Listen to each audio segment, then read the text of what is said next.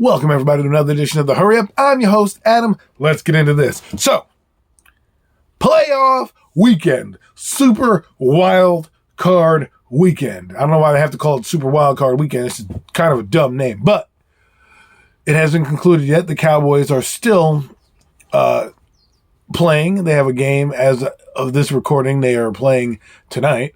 So we'll see who's going to San Francisco, because the Giants are going to Philadelphia, baby. The Giants are going to Philadelphia after beating the Minnesota Vikings, the 13-4 Minnesota Vikings, in their building.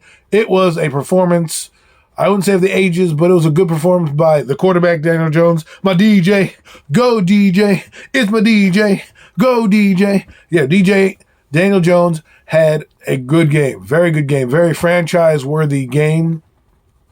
The moment wasn't too big for him. He orchestrated the offense very well. And can we stop playing? Isaiah Hodgins is a dog, okay? He is a dog. He outperformed Justin Jefferson on the other side. Had 105 yards, a touchdown, 8 receptions. That's called efficiency. I don't think the Giants have to go too deep into the draft. And I would do the draft for them, or if you trade for a Jerry Jeudy, don't go crazy for DeAndre Hopkins and give up numbers. Because guess what, folks?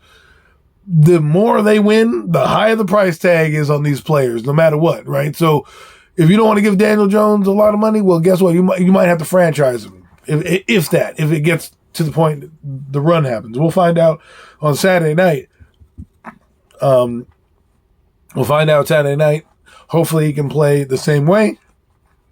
We'll see, because, it's good to play against crappy defenses, because that defense on Minnesota is atrocious. They cannot stop the pass for nothing. They had one punt the entire time. I think the Giants, maybe 1 or 2 punts. The Giants scored, like I always say, they had to score touchdowns. They scored touchdowns. They had 1 field goal in the game. The same thing with the Minnesota Vikings. They had 1 field goal in the game. The thing about the Vikings, though, is they had a couple extra possessions more than the Giants. And they botched a couple of them, right? If they had not gone offsides again and couldn't hold their water for the 4th and 1, and they score a touchdown, the game is probably different at the end when they get the ball back. Because instead of going for a touchdown, they can take their time and try to kick a field goal and tie the football game. So that play was crucial. The dumbness on 3rd and 1, when you're doing this throwback play to a quarterback that never has run in his life. You're throwing, it's one thing to maybe throw that to Daniel Jones, and I wouldn't even throw that play to Daniel Jones, to Lamar Jackson or something like that. Are you crazy? What are you doing? This is what I'm talking about when offensive coordinators get cute. Just line up, put as many fat guys in front, and give it to your running back. Your all-world running back, who, like I said, they should have kept going. The Vikings had a chance to really do something, and they blew it on those drives. They needed to go tit for tat with the Giants, and they didn't. And next year, if I'm them, I'm getting some help on the offensive line, another receiver, and defensive help. Because if that team wants to be in the Super Bowl next year, because you won 13 games. I respect that you won 13 games, but you're going home, homie. You're going home. And it's because the Giants play a different kind of ball than they do. The Vikings play regular season football.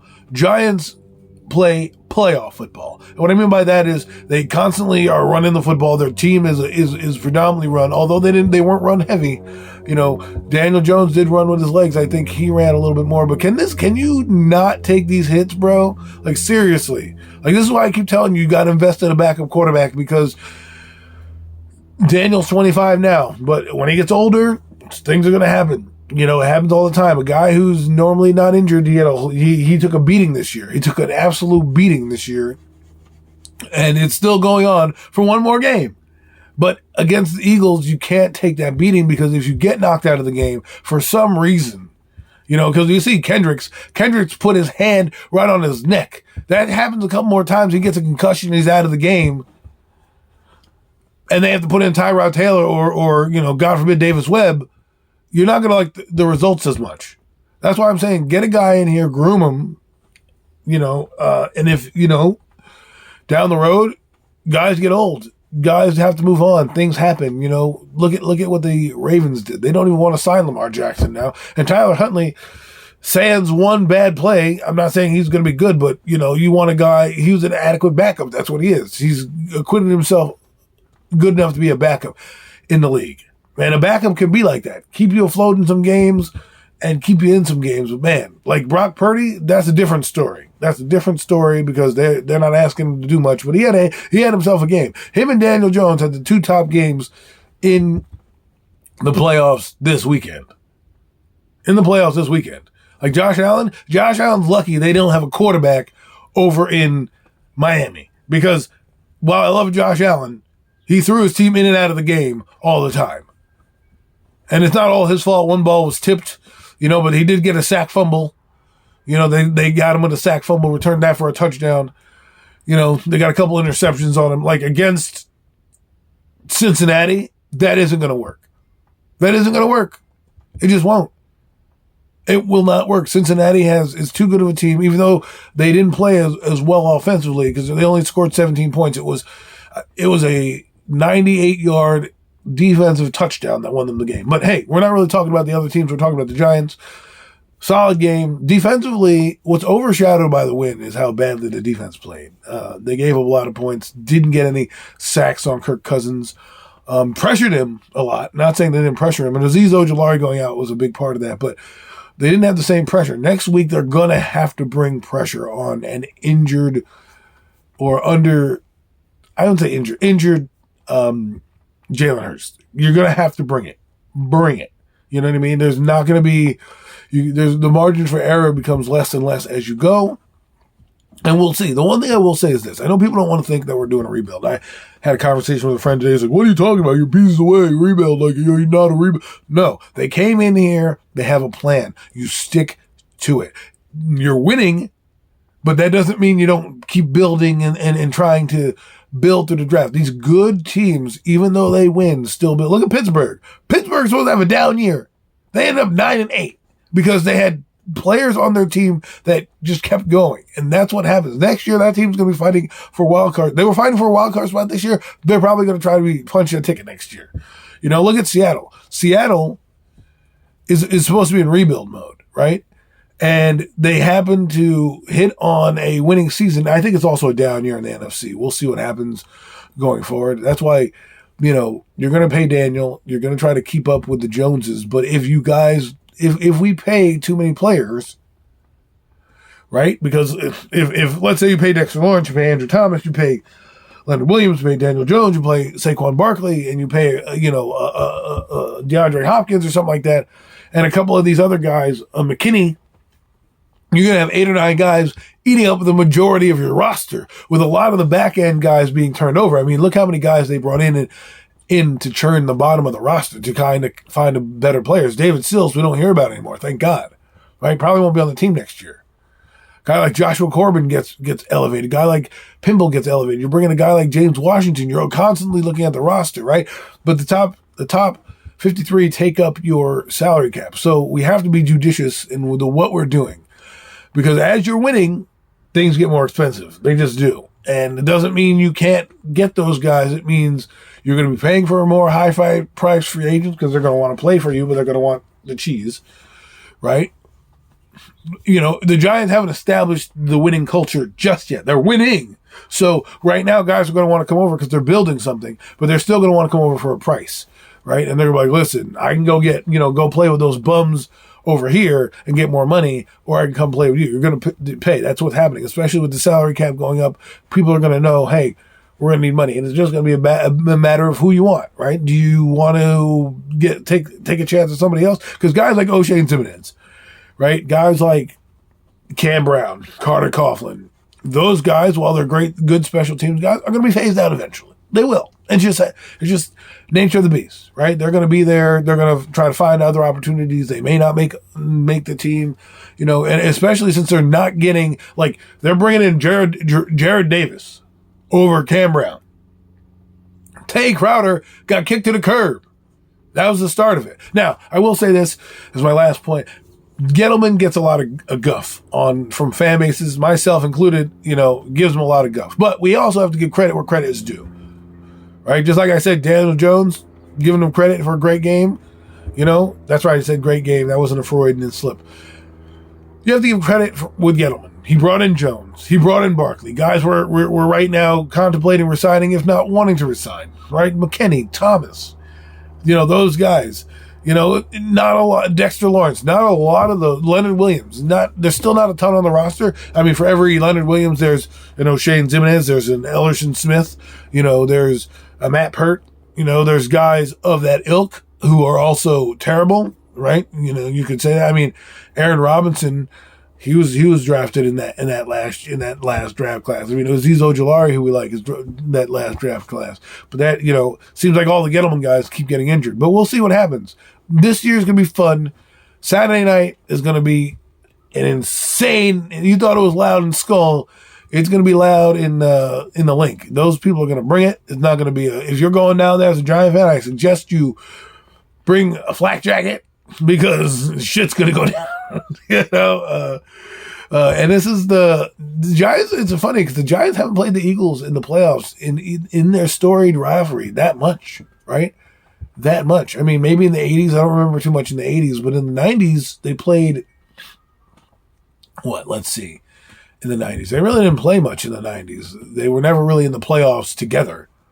It was always one, because the NFC East wasn't as ferocious as it was in the 80s. In the 90s, it was the Cowboys mostly, like the Giants sprinkled in there, and then, of course, the Eagles. It was more in the 2000s, like 2000, when they drafted McNabb in 99, they beat him in 2000 in the playoffs. Then they met him again in 2006. They beat us in the playoffs in 2006. 2007, they didn't see him in the playoffs in 2007. No, they did not see the Eagles in the playoffs in 2007.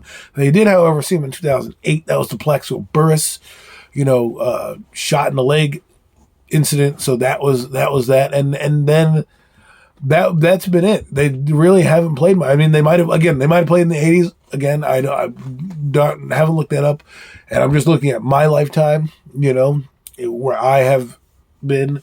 And it's the first time I think the Giants and Eagles have made the playoffs at the same time in a long time. Again, the division was dominated predominantly by the Cowboys in the 90s, then by the Eagles in the early 2000s, and the Cowboys. The Redskins won a couple times, but it's funny. It's going to be good. It's going to be a team you played third time. The Giants played the Cowboys in 2007.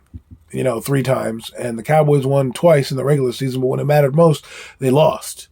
So the Giants are playing with confidence. They're playing with a swagger that they haven't played with in a while. They're not afraid of anybody, and, they were on upset special last week. Guess what? You're on upset alert this week. I'm telling you right now. As much as I love the Giants, and I'm a humble guy, everyone's like, oh, Adam, you're positive. No, I've always been positive. I've just been critical because I'm real. And now I'm not giving you real. Now I'm on the fan side going, woohoo! I can easily nitpick and do whatever the hell I want. Now's not the time for nitpicking. Now's the time to go get a Lombardi. That's what we're trying to do here. You can nitpick during the regular season because that's the regular season. But now we're in a dance and we're 1-0 right now. And we're trying to beat an Eagle team who we have to get over the hump. And that's why I said the game against them at the end of the year, you play your starters. Why? Because And while, yes, Mike Williams was injured, and we can go tit for tat, I think that confidence, while they have confidence playing the third stringers, let's be honest, they played the third stringers. Now if they had played the first stringers, now you could have been like, and maybe they won, or maybe they go toe-to-toe, or maybe they lose by a field goal, or maybe they win, right? Now it's a different story, different ball game, different way of doing things. It would have been insane to think about, right? Imagine if they won. They're in the 5th spot. The Cowboys are in the 3rd spot, or in the 2nd spot. Minnesota, now, we still play Minnesota regardless, but now the 49ers are number 1. And now we'd be going to San Francisco, and the Cowboys and the Eagles would be playing Tampa Bay, and the Cowboys would have played Seattle. And who knows what would have happened there. So that's what I'm talking about, and the difference between a win, right? But now here we are going there, and the last time our starters played them, we got blown out. So let's see what will happen. I think it's going to be a closer game. I even think the Giants could really win this game. It really depends on Jalen Hurts because he looked like a shell of himself in week 18. He didn't look healthy. The offensive line wasn't there. We'll see if the Lane Johnson comes back, because Lane Johnson comes back and Hurst starts to run a little bit and starts to put a little bit more faith in that shoulder. it'll be a different ballgame. If he plays like he played week 18, they're going to be packing their bags and playing golf with the rest of the NFL. Anyways, that's been another edition of the Hurry Up. Sorry about the rambling, but had to talk about it a lot. Very excited about being in the playoffs for the first time and advancing. Giants, we don't like to be one and done. We like to keep it going. So let's keep it going as we go down the turnpike and hit Philadelphia. Let's kick them down Broad Street. Get them out of here. I'm out.